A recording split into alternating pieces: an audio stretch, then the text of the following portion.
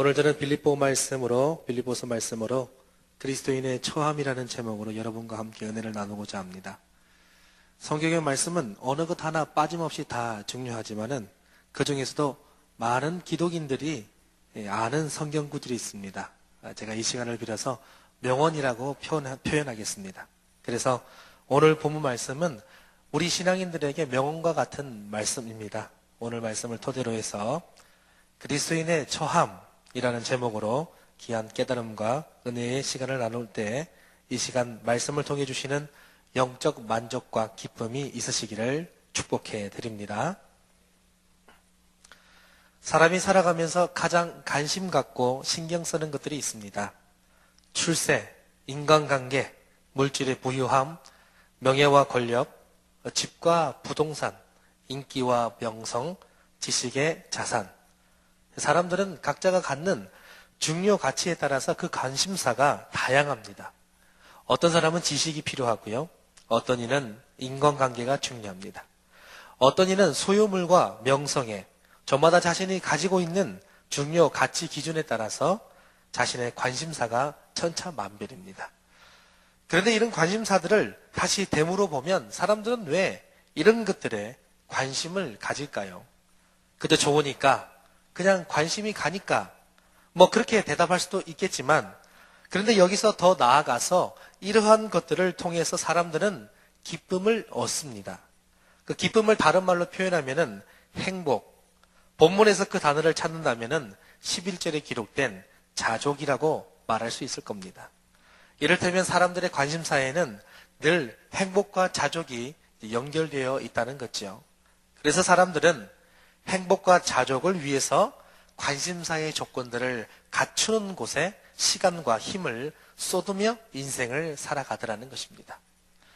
이런 맥락에서 여성들이요, 미를 추구하는 것은 어찌 보면 극히 본능적인 부분입니다. 그래서 우리가 잘 아는 유명한 명언과도 같은 말이 있습니다. 여성의 변신은 무엇입니까? 무죄라고 말합니다. 여기서 말하는 변신은 아마 여성들의 화장술에 관한 말일 겁니다. 말씀드리자면 여성들이 화장하는 것은 아름다움의 표현이다. 이런 말로 표현해도 무방하겠지요.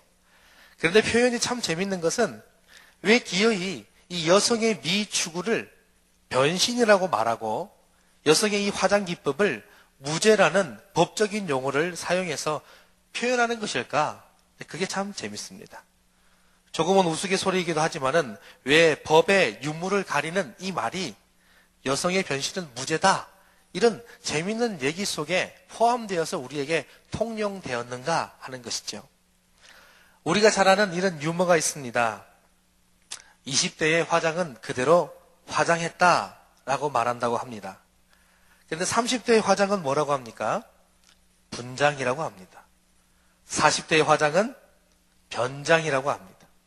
50대의 화장은 위장이라고 합니다. 60대의 화장은 포장이라고 말하고요. 70대의 화장은 환장이라고 얘기하고요.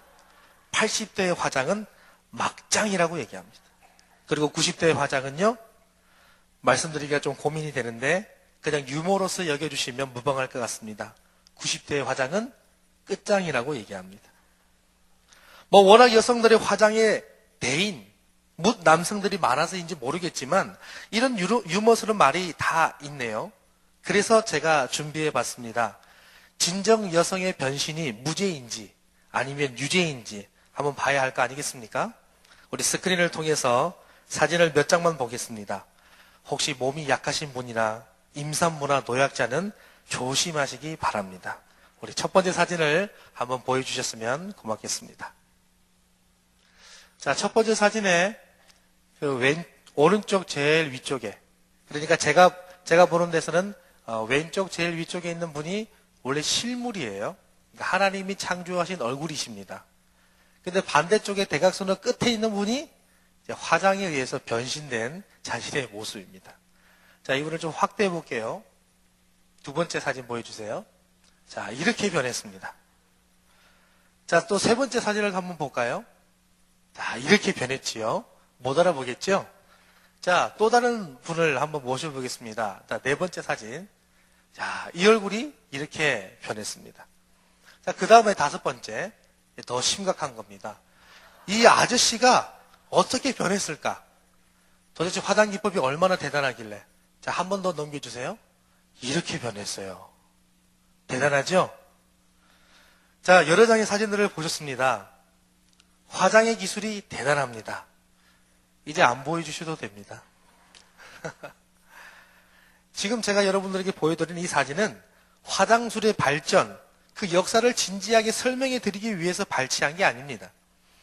이 사진을 보시고 와, 이렇게 화장술이 발전하다니 하시면서 감탄하시면 좀 곤란해집니다.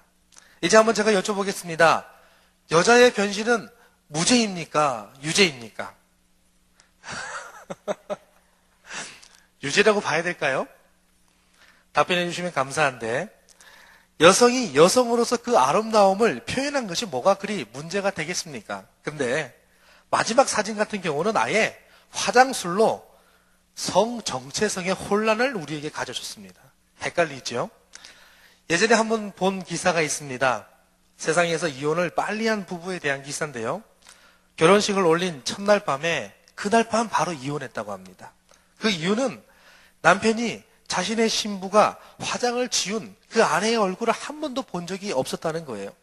근데 첫날 밤 화장을 지운 그 아내의 얼굴을 보자마자 기겁을 했다고 합니다. 그래서 법정에까지 가게 되었다고 해요. 실제 일입니다. 이럴 때 여자의 변신은 무죄가 될까요? 유죄가 될까요?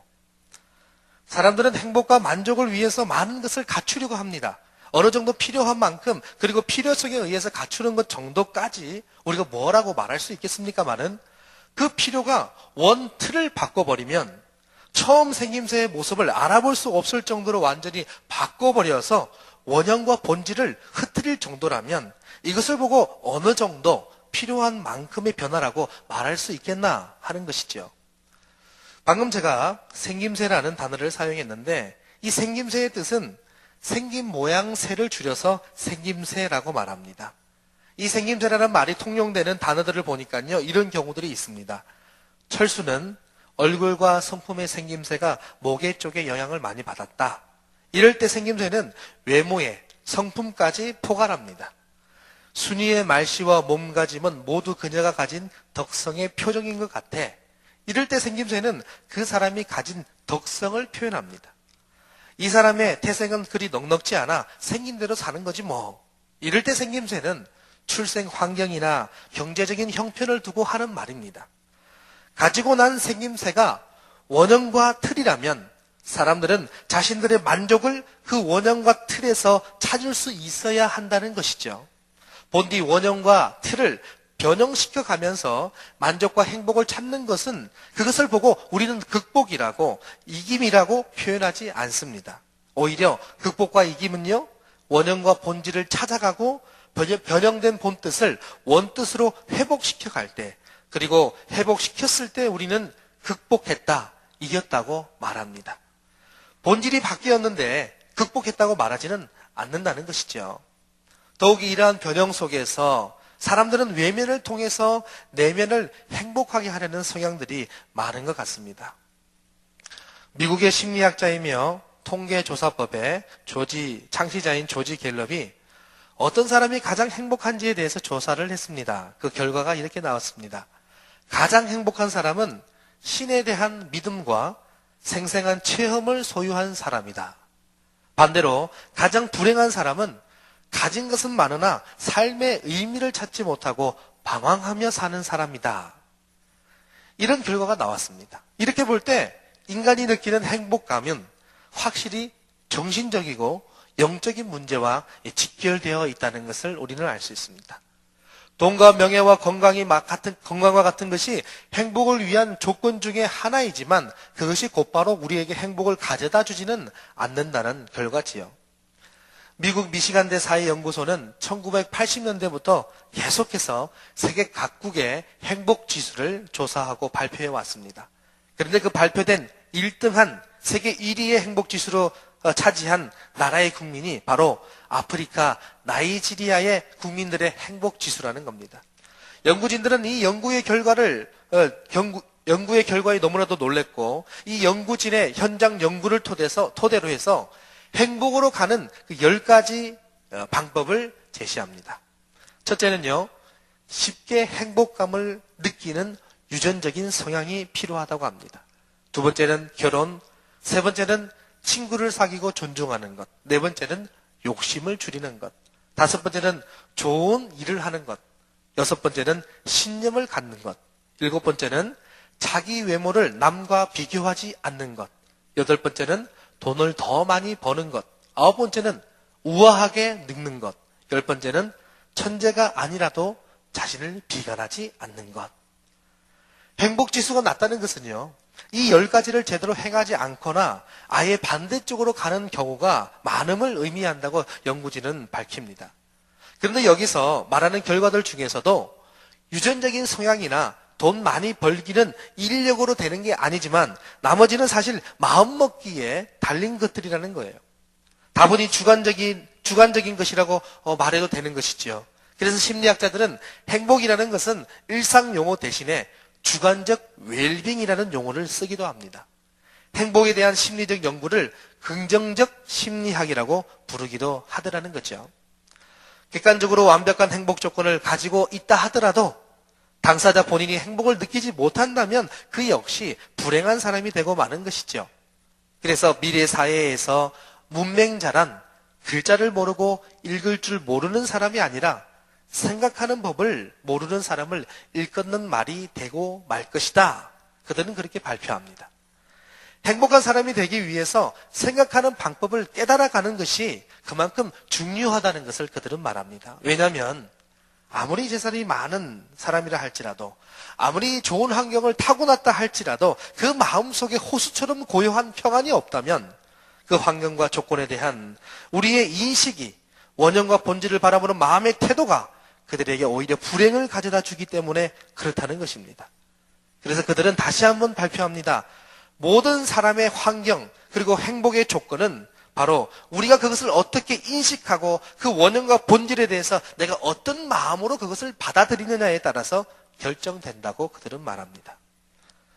이런 인간의 불완전성을 고려해서요, 이 플라톤이 설파한 행복 조건은 우리에게 많은 시사점을 줍니다. 그가 설파한 5가지 행복의 조건이 있습니다. 첫째는 먹고 입고 살고 싶은 수준에서 조금은 부족한 듯한 재산. 둘째로 모든 사람이 칭찬하기에는 약간 부족한 용모. 셋째로 자신이 자만하고 있는 것에서 절반 정도밖에 되지 않는, 그 정도밖에 알아주지 않는 명예. 넷째로 겨루어서 한 사람에게 겨우 이기고 두 사람에게 질 정도의 체력. 마지막 5번째는요, 연설을 듣고서 청중의 절반은 손뼉을 치지 않는 말솜씨가 그가 말한 행복 조건입니다. 여기서 플라톤의 행복 조건은 완벽하고 만족할 만한 상태가 아닌 것을 우리는 기억합니다. 조금은 부족하고요, 모자란 상태입니다. 재산이든 외모든 명예든 모자람이 없는 완벽한 상태에 있으면 바로 그것 때문에 근심과 불안, 긴장과 불행이 교차하는 생활을 하게 된다는 거예요. 그러나 사람들은 어떻습니까? 끊임없이 어마어마한 조건들을 갖추어야 자신의 삶이 행복할 것으로 오해하며 살아가고 있습니다. 행복은 마음의 선택이지 행복하기로 마음먹고 행복을 민감하게 느끼는 체질로 나 자신을 바꿔가야 하는 것이지 내적 변화와 만족이 없어 결코 우리는 이 땅에서 행복을 볼 수도 누릴 수도 없다는 것을 알지 못하고 그렇게 허망한 것을 쫓아 살아갈 때가 많더라는 것입니다. 그래서 이런 말이 있지요. 인간이 불행한 것은 지금 자기가 행복하다는 사실을 모르기 때문이다. 성도 여러분, 여러분들은 현재 행복하십니까? 바울의 고백처럼 자족하십니까? 우리는 본문을 통해서 인간을 비참하게 만드는 것은 환경이 아니라 욕망을 다스리지 못하는 데 있음을 알 수 있습니다. 인간의 진정한 행복은 욕망을 채우는 데 있는 것이 아니라 욕망을 다스리는 데 있습니다. 왜 그렇습니까? 인간의 욕심은 끝이 없기 때문입니다. 왜 그렇습니까? 탐욕은 죄의 뿌리가 되고 죄는 모든 것을 무너뜨리기 때문입니다. 영성을 누린 무엇일까요? 본문에서 바울은 이렇게 고백합니다. 내가 궁핍함으로 말하는 것이 아니니라 어떠한 형편이든지까지 나는 자족하기 위해 배웠노니 나는 비천에 처할 줄도 알고 풍부에 처할 줄도 알아. 모든 일, 곧 배부름과 배고픔과 풍부와 궁핍에도 처할 줄 아는 일체의 비결을 배웠노라. 그래서 영성훈련이라는 것은 바로 자족하는 훈련을 말합니다. 영성훈련을 다른 말로 내면을 가꾸는 훈련이라고 말할 수 있지요. 진정한 부요와 만족은 내면 속에 있는 것입니다. 그 내면을 가꾸는 것이 바로 영성훈련인 것입니다. 그 진정한 부요가 무엇이냐? 자족이라고 바울은 말하고 있습니다. 그리고 그는 자족의 훈련을 배웠다고 고백하고 있습니다. 여러분 11절 문미에서 바울이 고백합니다. 나는 자족하기를 배웠노니 그렇게 고백했고요. 12절 문미에서도 그는 처할 줄 아는 일체의 비결을 배웠다. 그렇게 고백하고 있습니다. 여러분 배운다는 말에는요. 감추어진 단어 하나가 그 속에 있습니다. 그것은 바로 익힘이라는 단어입니다. 배운다는 것은 들은 것만을 뜻하지 않습니다. 그것을 외운 것만을 말하지 않습니다. 듣고 외운 것을 내 삶 속에 적용시킬 때 그 배움에 대한 열매가 맺어지게 되는 것이지요. 배운 것이 내 것이 되려면 그 배운 것에 익힘이 함께 포함되어 있어야 합니다. 익힘이 이루어지지 않은 상태의 배움은 오히려 사람을 교만하게 만들고 자만하게 만듭니다. 그래서 그런 사람에게는 말함은 있게 만들지만은 능력은 나타나지 않는 것이지요. 그러한 사람들을 일컬어서 우리는 이렇게 비난합니다. 입만 살았다. 말은 잘해. 이럴 때가 있지 않습니까? 바울은 이 자족의 영성을 얻기 위해서 듣고 마음에 새겼고 또 날마다 익혔던 것입니다. 그는 어느 때 이것을 훈련했을까요? 그는 비천할 때도 훈련했고 풍부할 때도 훈련했고 배부를 때, 배고플 때, 궁핍할 때 어떠한 형편이 그에게 온다 할지라도 그는 자족하기를 훈련했던 것입니다. 그러니까 바울의 인생 속에는 소위 우리가 말하는 희로애락이 있었다는 뜻이겠지요. 그 모든 인생의 삶 전반에서 그는 날마다 자족하기 위해 표현했고 그래서 드디어 자족하는 일체의 비결을 익혔다. 그렇게 고백하고 있습니다. 그리고 마지막 최종점 완전히 자족의 훈련을 내 것으로 익힌 후에 그리고 난 이후에 그는 13절의 말씀을 고백하는 겁니다. 내게 능력 주시는 자 안에서 내가 모든 것을 할 수 있느니라. 아멘. 내가 모든 것을 할 수 있느니라라는 이 말 속에는 그는 어떤 환경에서도 자족할 수 있는 힘을 얻었다는 것을 고백하고 있는 것입니다. 사랑하는 성도 여러분, 자족하기 위해 훈련하고 계십니까? 자족의 힘을 얻기 위해서 날마다 운동하십니까? 자족의 힘을 키우시기 바랍니다. 그리스도인의 행복은 바로 자족의 힘에 비례하는 것입니다. 자족에 대한 말씀을 전하면서 설교 중간에 원형과 본질이라는 단어를 잠시 언급했습니다. 함께 말씀드렸던 이유는 원형과 본질에 대한 수용이 없이는 자족과 행복을 얻을 수 없기 때문에 말씀드렸던 거예요. 자족하기 위해서는 먼저 이 원형과 본질에 대한 충분한 인지가 우리에게 이루어져야 합니다. 이것을 다른 단어로 말씀드리면은 지족이라고 말할 수 있습니다. 지족의 뜻은 분수를 알고 그 분수를 지켜 가진 것에 만족할 줄 안다는 뜻입니다. 자족이 스스로 만족하는 것이라면 지족은 분수를 알고 그것을 지킴으로 만족하는 것을 의미합니다. 말씀드리자면은 이 지족은 자족하기 위한 하나의 조건이 됩니다. 지족을 달리 표현하면요, 원형과 본질에 대한 수용이라고 말할 수 있을 겁니다. 지족을 익혀야 자족할 수 있는 것입니다. 지족을 중요하게 언급하는 이유 중에 흔히들 하는 말이 있습니다. 지혜로운 사람은 자신이 가지고 있는 것을 알고 그것을 즐길 줄 아는 사람이기 때문이다. 행복은 멀리 있는 것이 아니라 가까이에 있다. 바로 우리 안에 있고 우리 곁에 있다. 불행은 행복을 가까이에서 찾지 않고 멀리서 찾으려는 노력 때문에 오는 결과다. 이런 말들이 있죠. 그래서 조지 무어는 이런 말을 남겼습니다. 사람은 그가 필요로 하는 것을 찾아서 온 세상을 돌아다니다가 결국에는 집에 돌아와서야 그것을 발견한다. 라고 말했지요. 본문에 나타난 바울의 고백 속에는요, 처할 줄 안다라는 그의 고백이 있습니다. 그가 어떤 형편에든지 자족할 수 있었던 것은 그 전에 그가 그 어떤 형편에든지 처할 줄 알았기 때문입니다. 자족하기 전에 그는 먼저 지족할 줄 알았던 것이지요. 어떠한 형편이든지 간에 그가 처하면 굳은 의지를 품고 그가 처하기로 결단했던 것입니다. 때문에 지족은 바로 자족함의 전제 조건이 되는 것이죠.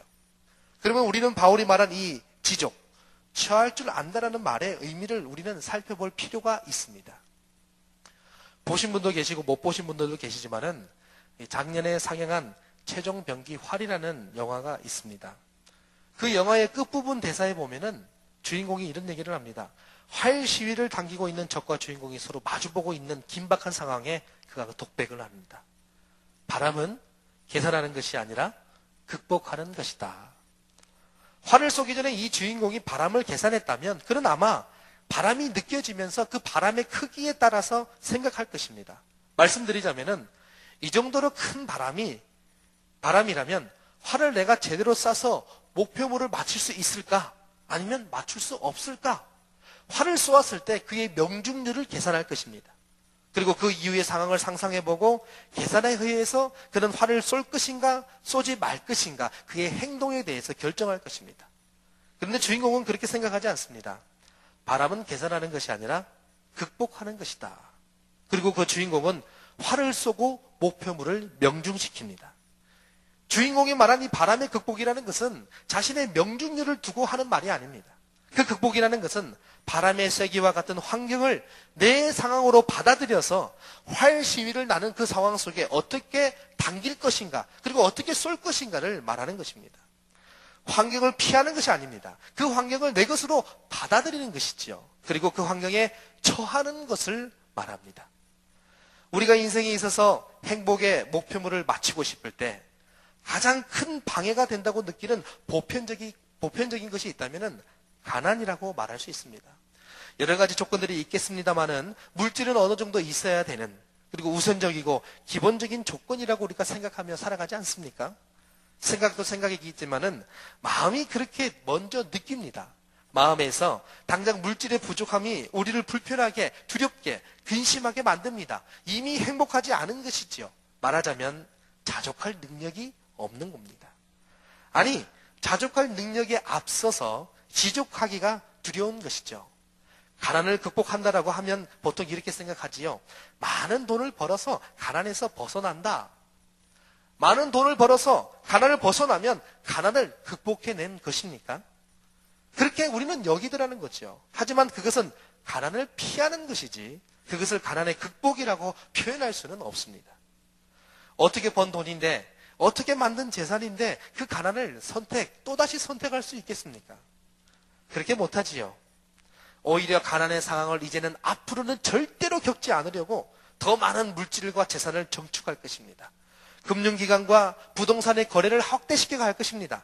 물질과 재산을 정축시키는 것이 뭐가 잘못입니까? 발전적이어야지요. 성장해야지요. 많은 것을 모아야지요. 성경에도 개미처럼 부지런하라고 말씀하지 않았습니까? 정축하고 발전시켜 나가는 것이 문제라고 얘기하는 것이 아닙니다. 바울이 말한 영적 성장은 자족의 능력을 당신이 소유하고 있느냐 하는 것입니다.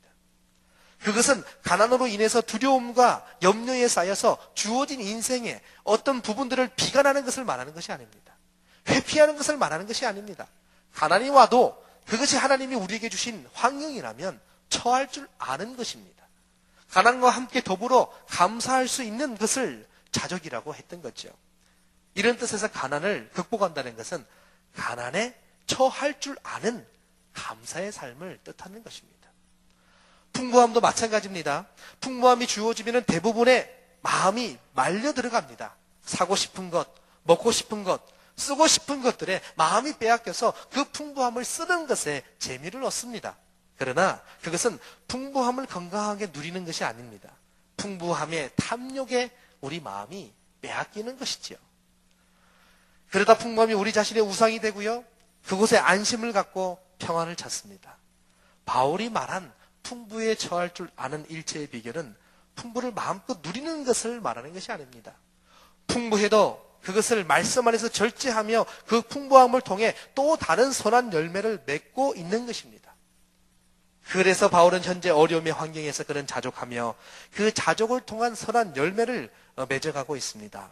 그 선한 열매가 바로 지금 빌립보 교회에 대한 바울의 편지인 거지요.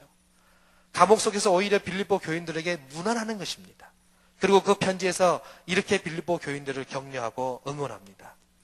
나의 하나님이 그리스도 예수 안에서 영광 가운데 그 풍성한 대로 너희 모든 쓸 것을 채우시리라.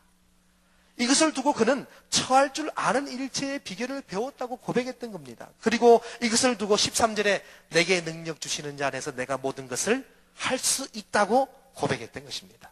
할렐루야. 자족의 신앙은 바로 이런 것입니다. 욥이 고난 중에 그랬고요. 다른 점탕꾼들이 고개를 좌우로 흔들 때 여호수아와 갈렙이 그랬습니다. 어떤 형편과 상황에서도 전능하신 하나님의 언약만 있다면 그것을 붙들고 처할 줄 아는 신앙인들이었습니다. 세월호 침몰 사건으로 온 국민이 슬픔과 침통함 속에 한 주를 보내고 있을 때 한 실종 학생의 아버지가 쓴 글이 인터넷에 퍼지면서 가슴을 먹먹하게 했습니다. 이분은 안산 동부교회를 섬기고 계신 김영삼 장로님이십니다. 그가 쓴 것은 그리 아니하실지라도 라는 기도문입니다. 이 기도문에서 김 장로님은 아들 정민군이 요나가 물고기 뱃속에서 회개하고 나온 것처럼 돌아와도 감사하고 그리 아니하실지라도 하나님 자녀로 구원받은 것에 감사하다고 그는 고백합니다. 이어서 생사화복의 주권이 하나님께 있음을 인정하면서 우리의 나그네 인생이 오직 복음의 전도자의 삶이 되기를 기도합니다. 신앙 고백과 같은 김 장로님의 글을 읽은 많은 네티즌들이요 댓글에 이런 글들을 남깁니다. 우리 아이가 배 안에 있다면 과연 나는 이런 고백을 할 수 있을까? 아들을 보내는 아비의 마음이 느껴져 목이 메인다. 한없이 낮아지는 나를 느낀다. 라고 하면서 안타까운 마음들을 쏟아냅니다. 김 장로님께서 쓰신 기도문 전문을 제가 한번 여러분들에게 읽어드리겠습니다. 요나가 물고기 뱃속에서 하나님의 계획을 깨닫고 회개하고 나온 것처럼 돌아와도 감사하고 그리 아니하실지라도 정민이가 하나님의 자녀로서 구원받은 것에 감사합니다. 이번 일을 통해서 하나님의 모든 백성들이 생사화복의 주권이 하나님께 있음을 항상 고백하고 우리의 생명이 영원하지 않음을 인식하고 잠시 있다가는 나그네 인생, 하나님의 계획 속에서 말씀과 기도의 현장, 오직 예수 그리스도, 오직 복음으로, 오직 전도자의 삶을 살기를 기도합니다. 모두들 기도해 주셔서 감사합니다. 저는 이번 세월호 침몰 3사를 통해 이런 묵상을 하게 됐습니다. 진지하게 묵상했습니다. 진정 하나님께서 한국교회가 드리는 이 부활주일 예배를 받기 원하실까? 진정 부활의 감격을 성도들이 누리며 기뻐하기를 원하실까? 다른 나라들도 마찬가지겠지만 이 참사가 한국 땅에 발생했으니까 이 부활주일을 맞이하고 그 이유를 살아가고 있는 한국교회를 향한 하나님의 진심 어린 메시지는 무엇일까? 당연히 부활의 백합이 만연해야 할 이 귀한 절기에 오히려 만발한 국가꽃을 손에 잡아야 하는 이 시국에 한국 땅의 그리스도인들은 무엇에 처해 있는가? 이런 생각 말이지요. 깊고 어두운 바닷속에 빠져 생명을 잃어가는 저 영혼들을 생각하면서 한국교회 신앙인들에게 주신 하나님의 환경, 그리고 그 환경 속에 지금 바울이 말한 자족의 영성으로 우리가 살아간다면 우리는 어떤 마음으로 살아야 하는 것일까? 어쩌면 하나님께서 그러실 것 같아요. 하나님의 독백을 한번 생각해 봤습니다. 나는 너희가 하는 부활의 예배를 원치 않는다. 내가 십자가의 고통과 죽음을 순종함으로 지고 다시 부활한 이유는 너희를 죽음에서 살리기 위함인데 아무도 멸망치 않고 영생을 주기 위함인데 진정 너희에게는 영혼을 사랑하는 마음이 있느냐? 부활의 감격을 부활절이라는 절기를 통해서 그저 누리려 하느냐? 오히려 영혼들을 생각하며 비통해해라. 오히려 슬퍼하라. 세상과 저 죽어가는 영혼들을 위해 품고 기도하여라. 이것이 이 부활절을 맞이하는 너희에게 전하는 내 뜻이니라. 한국 땅아, 한국 교회야, 너희가 처음 사랑을 잃었도다. 처음 믿음을 잃어버렸도다. 사람을 그토록 아끼듯이 사랑하듯 내가 피로 내 생명을 다해서 사랑한 나의 교회야, 사람을 사랑해야지. 이웃과 세상을 복음으로 품어야지. 나는 부활의 기쁨보다, 너희가 누리는 그 부활의 절기의 기쁨보다 한 영혼이 내게로 돌아오는 것을 원하노라. 이런 하나님의 음성이 제 마음속에서 깊이 울리는 것 같았습니다. 이 자리에 함께 예배하는 저와 여러 성도 여러분, 바울의 그 자족에는 내가 처한 환경 속에서 감사한다는 뜻인데, 우리는 세월호 침몰 사건을 놓고 어떤 감사의 모습을 표현해야 됩니까? 그것이 우리에게 감사가 되고 기쁨이 된다는 뜻이 아니라, 그런 안타까운 실정 속에 하나님이 우리에게 안타까운 상황을 주셨다면 그 안타까운 상황 속에 하나님의 뜻이 우리에게 오히려 회개와 우리의 참회와 우리가 내 자신을 돌아보는 것을 하나님이 메시지로 주셨다면, 우리는 그 상황 속에 처해 있는 자족의 영성으로 회개하는 자족의 모습을 보여야 할 것입니다. 영혼을 사랑하는 자족의 영성을 보여야 할 것입니다. 오히려 가슴 아파하는 유족들을 향해서 같이 애도하고 그 영혼들을 품에 안고 이 땅의 빛과 소금이 되기 위해서 우리는 어떻게 살아가야 할 것인가를 자족의 영성으로 표현해야 되는 것입니다. 우리는 이 시국에 어떤 자세로 처해야 하는 것일까요? 나 자신이 가진 자족의 영성, 영적 자족 지수는 어느 정도이십니까? 자족의 감도는 어느 정도이십니까? 궁핍과 배고픔에도 처할 줄 아는, 이런 시대와 민족의 아픔에 함께 동참하여 처할 줄 아는 그리스도인들이 모두 다 되시기를 주의 이름으로 축원해 드립니다. 한국 땅에 많은 비난의 글들도 올라옵니다. 많은 애도와 많은 슬픔이 잠겨 있다 보니까 무기력한 상황들이 생기면서 심리학자들에게 상담하러 오는 사람들도 많아지고 한국 땅의 분위기가 전체적으로 다운된 것 아니냐, 마냥 애도하는 것이 좋은 것이냐 하면서 오히려 비난하는 자들의 글도 있습니다. 그런데 저는 그거를 보면서 이런 생각이 들었습니다. 바울이 말한 자족의 영성이 하나님이 주신 상황 속에 처하는 것이라면, 애도하는 상황에 있다고 한다면 우리는 같이 애도할 수 있어야지요. 슬퍼하는 자들과 함께 슬퍼할 수 있어야지요. 너무 슬퍼해서 무기력해진다고 오히려 슬픔을 외면하고 회피하고 오히려 그것을 피한다면은 그것을 보고 우리는 극복이라고 말할 수 없습니다. 그것을 보고 자족이라고 얘기할 수 있을까요? 함께 슬퍼하지만은 무기력해지지 않는 것입니다. 함께 아파하지만은 오히려 그 영혼들을 품에 안고 내가 앞으로 이 땅과 세상을 향해 무엇으로 내가 빛과 소금으로 살아갈 것인가, 저들을 위해서 내가 무엇을 하며 하나님의 사람으로 그리스도인답게 살 것인가를 생각하면서 함께 마음으로 이기고 함께 슬퍼하는 것이 바로 자족의 영성 아니겠습니까? 이런 시대와 민족의 아픔에 처할 줄 아는 그리스도인들이 되어야 될 것입니다. 부활의 기쁨을 누리기 전에 예수님께서 그토록 절절히 사람 사랑하심을 몸소 실천하셨던 것처럼 내 이웃을 내 몸과 같이 사랑하는 저와 여러분들 모두가 되셔서 영원히 지울 수 없는 이 한국의 비참한 역사 현장 속에서 빛과 소금이 다 되시기를 주의 이름으로 축원해 드립니다. 인간적인 마음 때문에 여러분의 영성과 여러분의 마음이 슬픔에 잠겨서 무기력해지고 여러분의 영성이 다운되고 여러분의 신앙과 믿음이 떨어지는 것이 아니라 그 가운데 더욱 굳건한 믿음에 서서 하나님, 내가 이 세상을 위해서, 이 땅을 위해서 그리스도인답게 어떻게 살아갈까요? 어떻게 저들을 위로하고 저들에게 도움을 줄 수 있을까요? 하나님, 내 지혜와 내 뜻을 구하는 것이 아니라 하나님께서 원하시는 이 시기에 적절한 지혜와 적절한 마음을 부어주셔서 하나님의 사랑으로 저들을 품을 수 있도록 하나님 내게 능력 주옵소서. 이렇게 고백하는 저와 여러분들 되어서 우리에게 주신 이 상황 속에 처할 줄 아는 자족의 영성을 가지는 저와 여러분들 모두가 되시기를 주의 이름으로 축원해 드립니다. 기도하시겠습니다.